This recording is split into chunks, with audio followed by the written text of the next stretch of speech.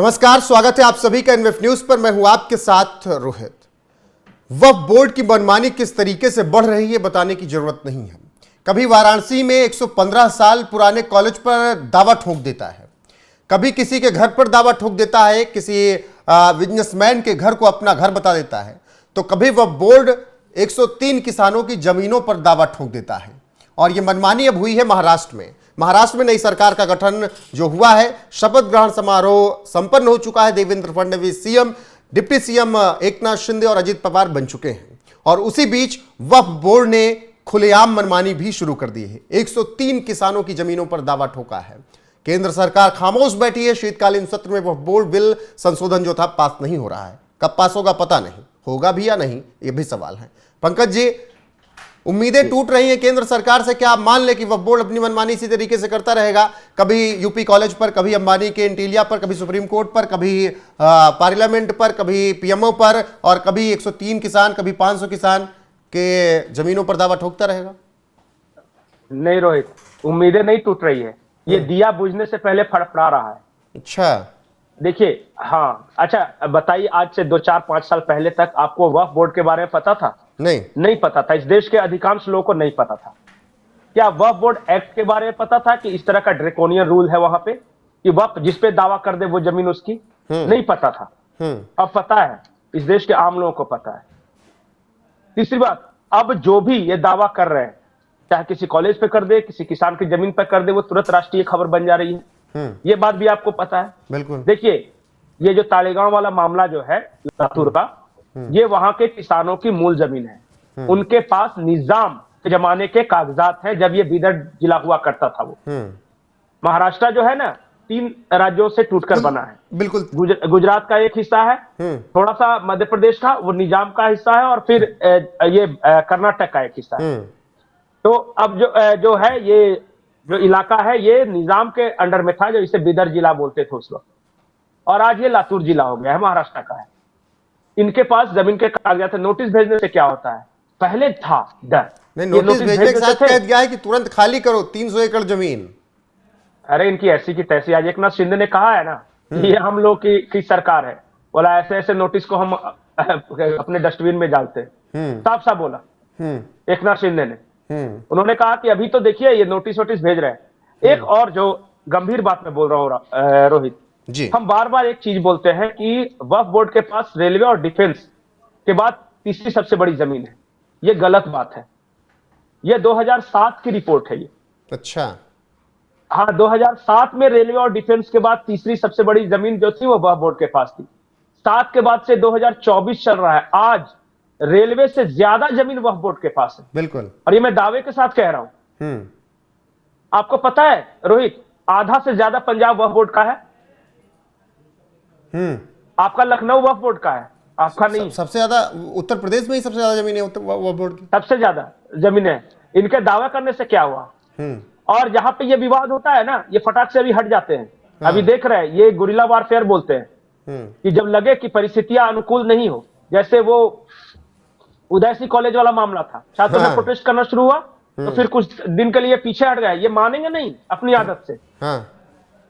इनको हमेशा के लिए नेस्तनाबूद करना होगा। और मुझे पक्का यकीन है कि देश में जो माहौल धीरे धीरे बन रहा है, आज न कल वक्फ बोर्ड में संशोधन होना ही है। और नहीं करेंगे संशोधन तो ये समझ लें, ये क्या कर रहे हैं, सिर्फ हंगामा और अराजकता से थोड़ा सा डर के ठिठक रहे हैं जो केंद्र सरकार है। इन्हें पता है कि अगर वक्फ बोर्ड में संशोधन किया तो जिस तरह अफवाह फैलाया जा रहा है मुसलमानों के बीच कि तुम्हारे कब्रिस्तान ले लेंगे, तुम्हारी मस्जिदें ले लेंगे, तुम नमाज नहीं पढ़ सकोगे, ये सब, जब तक ये सब अफवाहें डाई डाउन नहीं हो जाता, या फिर लोगों को समझ में कन्विंस नहीं कर लेते कि देखो ऐसा कुछ नहीं होने वाला है, आपका जो नमाज जहां पढ़ते हो उसको कहीं कुछ नहीं होने जा रहा है, जो आपका कब्रिस्तान है वो आपका ही रहेगा। हाँ, वैसी जमीनें जो इन्होंने गलत तरीके से कब्जाई हुई है, जैसे बहुत सारे मुस्लिम बेवा की जमीनें हैं, जैसे जिनका पति मर गया। लेकिन पंकज जी, अब तो इनके मन में यह भी आ गया है ना कि जहां नमाज पढ़ लेंगे वो वक्फ बोर्ड की जमीन हो जाएगी।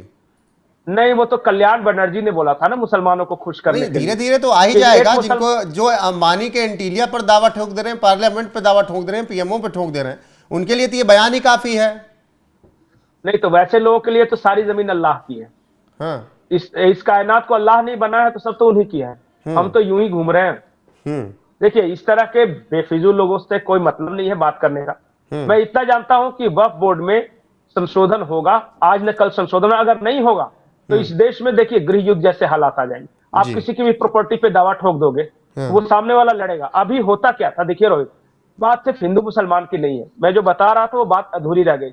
बहुत सारे मुस्लिम विधवाएं ऐसी हैं, विधवाएं जिनका पति मर गया, वो गरीब है, अब एक मकान छोड़ के मरा है या 2-4 बीघे जमीन छोड़ के मरा है। ये मौलाना अपनी लठैतों के साथ जाते हैं और वक्फ बोर्ड के नाम करवा लेते हैं। हाँ। उस बेचारी के पास केस लड़ने को भी पैसे नहीं।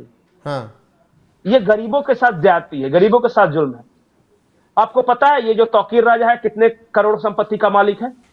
पूछेगा ये नौकरी क्या करता है, कहां से आई इसके पास इतनी संपत्ति?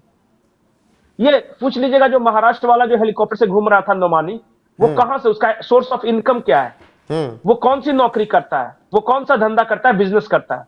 पूछिएगा कभी, अगर इंटरव्यू का मौका मिले तो। बिल्कुल बिल्कुल। आपका आमदनी का स्रोत क्या है? ये कुछ नहीं, ये जमीन कब्जाधारी है। और मैं बता रहा हूं आपको, ये बात पूरे दावे के साथ कर रहा हूं, इस देश में सबसे बड़ा अतिक्रमणकारी है तो ये मजार है।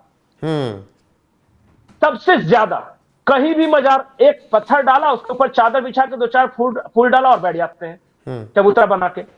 कहीं भी किसी की जमीन पे, फॉरेस्ट लैंड पे, सरकारी जमीनों पे, नदियों की जमीन पे, ये नहीं चलना चाहिए। और देखिए असली जो इस्लाम है वहां तो मजार का कोई कॉन्सेप्ट ही नहीं है, अरब में मजार नहीं होते। बिल्कुल बिल्कुल, वो कॉन्सेप्ट नहीं है मजार और ये इन सब चीजों का। लेकिन अभी लातूर वाले मामले में बताइएगा, एकनाथ शिंदे का बयान ठीक है आ गया, लेकिन क्या लग रहा है कि आसान है इस सरकार में, फडणवीस की सरकार में, किस तरीके से कहीं दावा ठोक दो? कुछ नहीं होगा, 2-4 लात खाएंगे, ज्यादा करेंगे तो इससे ज्यादा कोई फर्क नहीं पड़ता। अगर कागज है किसानों के पास, अगर पुश्तैनी रूप से वो उसे जोत रहे हैं, देखिए कागज नहीं भी हो, अगर भारत सरकार का नियम है, अगर 1 पीढ़ी 2 पीढ़ी 3 पीढ़ी से अगर आप वही जमीन जोत रहे हैं, कोई मालिक उसका नहीं है। अरे 5 साल बाद तो सोनिया गांधी को देश की नागरिकता मिल गई थी। ये तो खैर फिर भी 3-4 पीढ़ी से जोत रहे हैं उसे। बिल्कुल, लेकिन क्या लगता है कि जो ये 300 एकड़ पर 103 किसानों की जमीनों पर दावा ठोका है, क्या ये चुनाव से पहले ही पूरा प्रोसेस चल रहा था? तो क्या इनको लग रहा था क्या कि उद्धव साहब आ जाएंगे और क्या कहते हैं शरद पवार और राहुल गांधी तो आराम से 300 एकड़ अपने हाथ में ले लेंगे? हाँ। और कितना मजेदार बात है ना कि मामला पलट गया 300 करोड़ एकड़, हाँ 300 करोड़, सिर्फ एक नोटिस भेजो और 300 करोड़ की प्रॉपर्टी अपनी। इससे आसान तरीका ही नहीं है प्रॉपर्टी बनाने का। हाँ।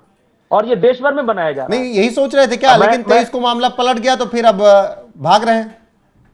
भाग नहीं रहे, ये विड्रॉ करेंगे, देखिएगा। बोलेंगे कि कंफ्यूजन हो गया था तो हम भावनाओं का सम्मान करते हुए अपना नोटिस वापस ले रही है। भावनाओं कोई सम्मान नहीं करे, डर है। आजकल तो भावनाओं का बहुत लोग सम्मान कर रहे हैं, तौकीर रजा भी गायत्री मंत्र पढ़ रहे हैं। हाँ। वो क्या होता है ना कि जब विपरीत परिस्थिति आती है तो इंसान मानवतावादी बनता है। हाँ। मैं मजबूरी का नाम महात्मा गांधी आपने सुना ही हो। कि देखिए मैं बार बार ये बोलता हूं कि इनका कोई हृदय परिवर्तन नहीं होता। 3 स्टेज होते हैं इस्लाम फैलाने के जी, हर जगह लिखा हुआ है वो। पहला स्टेज है कि जहां आप 10% से कम रहो, तो एकदम घुल मिल कर रहो, भाईचारा वगैरह, इंसानियत, ये सब। जैसे ही 10 से 20% हो, अपना घेट्टो बना लो, मतलब अपने लोगों के साथ उठेंगे, अपने लोगों के साथ बैठेंगे, अपने लोगों के साथ खाएंगे, अपना मोहल्ला होगा, ये सब। और जैसे ही 20 से 30% हो, वहां दावा ठोकना शुरू कर दो।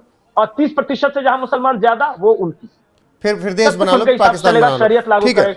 नहीं, शरीयत लागू हो जाएगा, वो मंदिरों में घंटियां नहीं बजाने देंगे, बिल्कुल पंकज जी का पाठ नहीं करेंगे। ये दुनिया भर में पैटर्न है। बिल्कुल पंकज जी, फिलहाल वक्फ बोर्ड को लेकर यही महाराष्ट्र में मनमानी की खबर थी कि 103 किसानों की 300 एकड़ जमीन पर वक्फ बोर्ड ने दावा ठोका, नोटिस भेज दिया, जिसके बाद माकूल जवाब भी मिल गया है उन्हें और अब भागने की तैयारी में है, विड्रॉ जिस तरीके से पंकज जी कह रहे हैं कि वो कर लेंगे। लेकिन जी एक तरीका और है, जिस तरह आंध्र प्रदेश की सरकार ने वक्फ बोर्ड को भंग किया, कई राज्य सरकारें अपने स्तर से उसे भंग कर सकती है। बिल्कुल, कोई वक्फ बोर्ड नहीं रहेगा। तो आप क्या कहते हैं, केंद्र कब लाएगा संशोधन, कब नहीं लाएगा? इसका मुझे लग रहा है कि आप वेट मत कीजिए। आंध्र सरकार ने जो किया, योगी सरकार जिस तरीके से लगाम लगा रही है, धामी सरकार जिस तरीके से तैयारी कर रही है, उसी तरीके से राज्य सरकारों को अब अपने स्तर पर ही काम करना होगा। बाकी जो संशोधन आएगा वो देखा जाएगा कब आता है और कब लागू होता है। फिलहाल किसानों ने कहा कि हम पीढ़ियों से ये जमीन जोतते आए हैं, हम छोड़ने वाले नहीं हैं। बहरहाल अब देखना दिलचस्प होगा कि फडणवीस सरकार इन वक्फ बोर्ड के मनमाने मौलाना और मौलवियों पर कैसे शिकंजा कसती है। फिलहाल पंकज जी, चर्चा में जुड़ने के लिए आपका बहुत बहुत शुक्रिया। अब आप लोगों की बारी है, कमेंट करके अपनी राय जरूर दीजिएगा। बने रहिएगा हमारे साथ। नमस्कार।